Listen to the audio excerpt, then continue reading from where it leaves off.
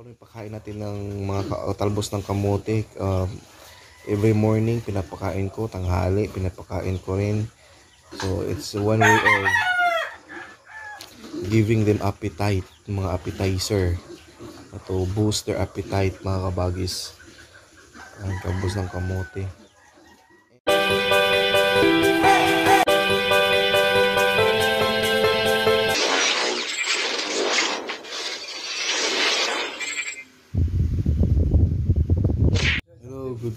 Good morning, welcome back to my YouTube channel, mga kabagis.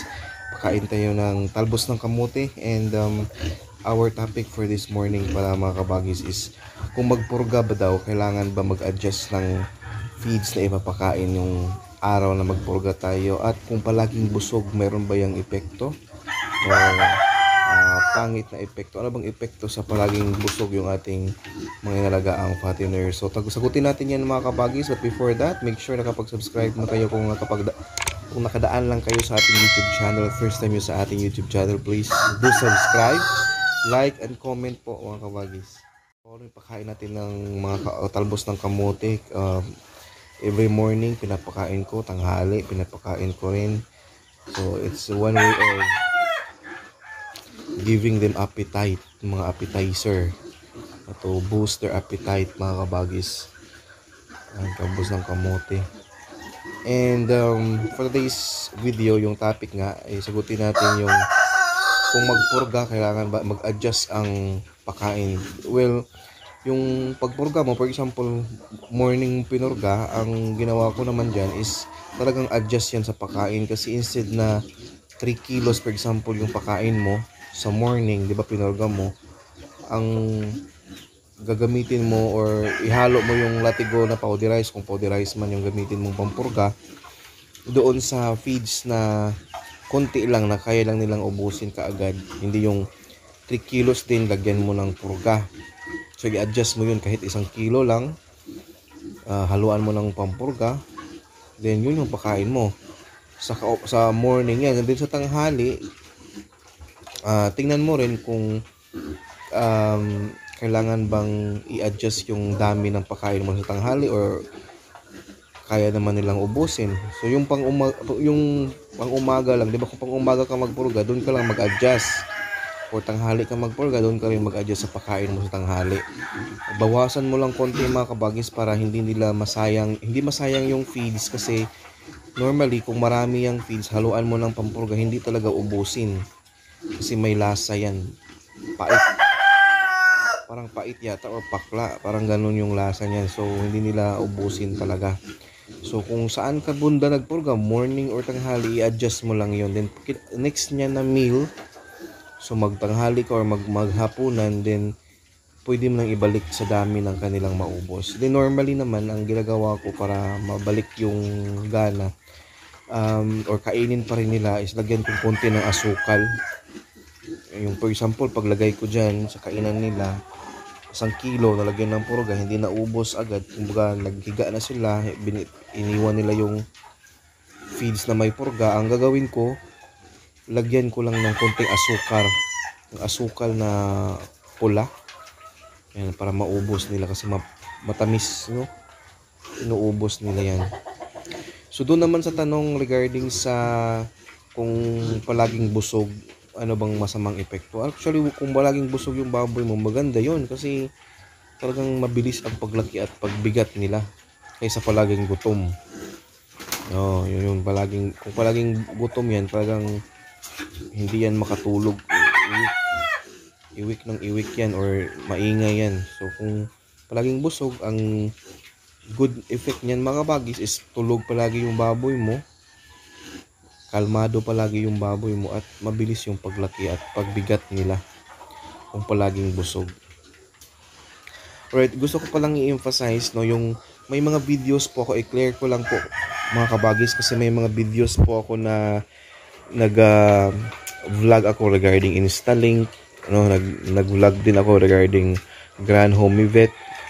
Yung makakita kayo yan, previously, mga videos ko yan noon, at yung time lang yun na ginamit ko sila.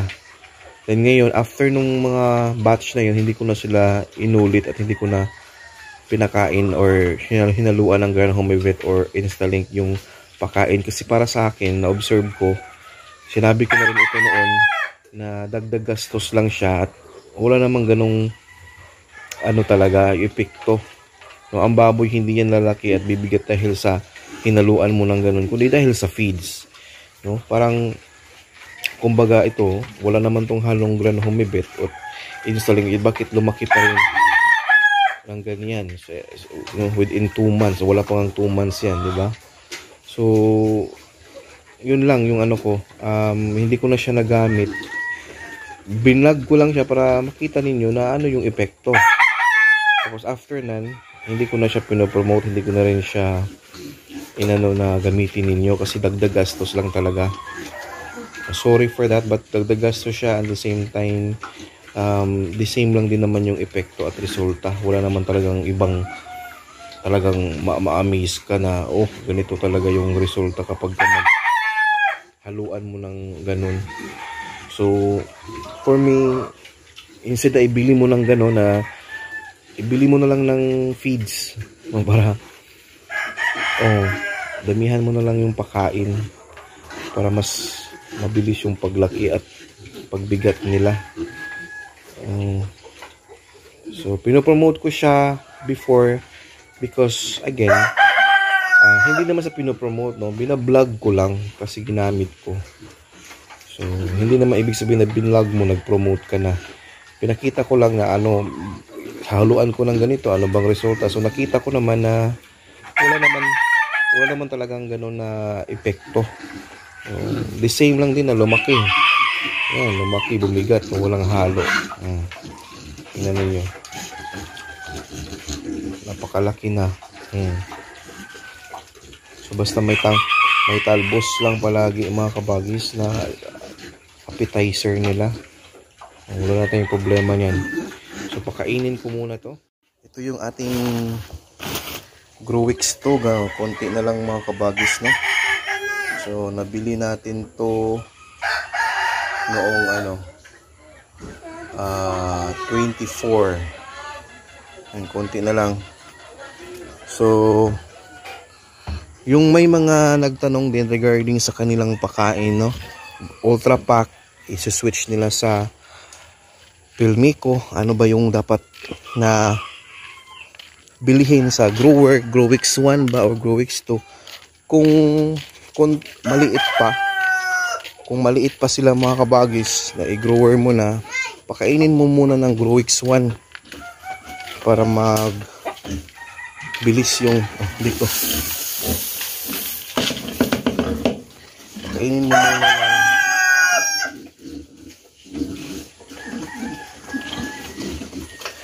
Pakainin mo muna sila ng Growix 1, and then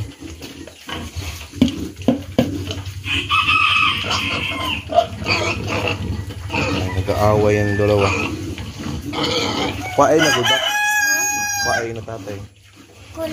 Pakainin mo muna ng Growix 1 mga kabagis kung mag-switch ka ng feeds mo sa Pilmico from Ultra Pack, kasi isa yan sa technique na magbilis ang paglaki at pagbigat. Kung may Growix 1 tayo, tingnan mo na pinakain ko ng Growix 1 to. Do isang sako lang yung Growix 1 nila, pero tingnan mo, malaki na rin mga kabagis, no? Bilis lang yung paglaki.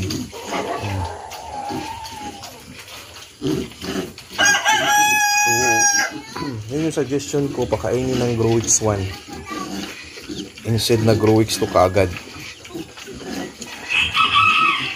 Idaan natin sa process para hindi mabigla din yung baboy natin.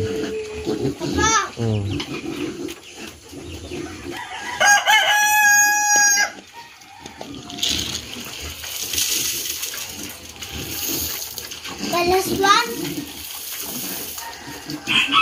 Oh, last one. Thank you.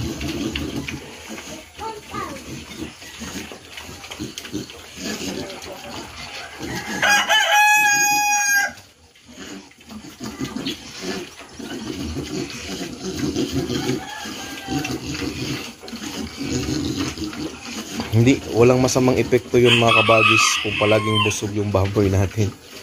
Well, normally kung bata pa masyado tapos palaging busog, siguro ma-overfeed sila, magbasa yung dumi. Kaya nga may talbos ng kamuti tayo para maagapan nga yun or maiwasan yung ganun na incident or yung scenario na magbasa yung dumi. Kasi nga yun yung goal natin, na busog talaga sila palagi para ganito, no? O mas malaki pa nito yung resulta, no?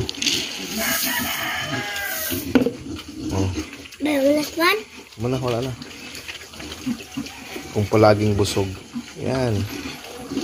Okay, thank you so much for watching mga kabagis. And ito na sila.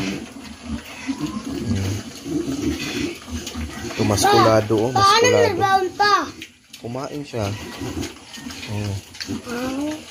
Kaingay.